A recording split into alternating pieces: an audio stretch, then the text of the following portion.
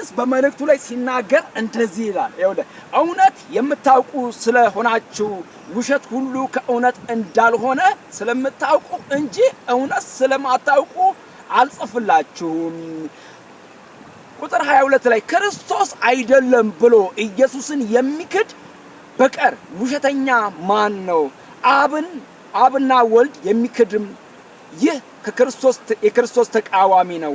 እያለ ይናገራል ወልድን የሚክድ ሁሉ አብን እንኳን የለውም በወልድም የሚታመን አብን ደግሞ አለው እያለ ይናገራል እናንተስ ከመጀመሪያ የሰማችሁትን በእናንተ ጸንቶ ይኑር ከመጀመሪያም የሰማችሁት በእናንተ ቢኖርም እናንተም ደግሞ በወልድና በአብ ትኖራላችሁ እያለ ይናገራል ስለዚህ ኢየሱስ ክርስቶስን ካላመንክ ሌላ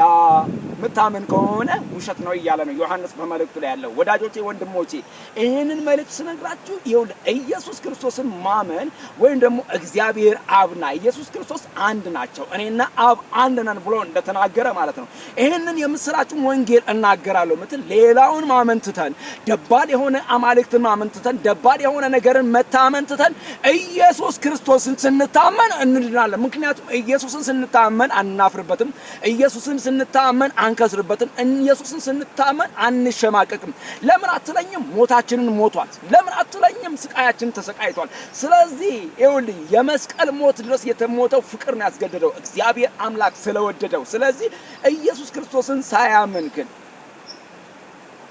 ለሚቀር ለዚያ ሰው ወየውለት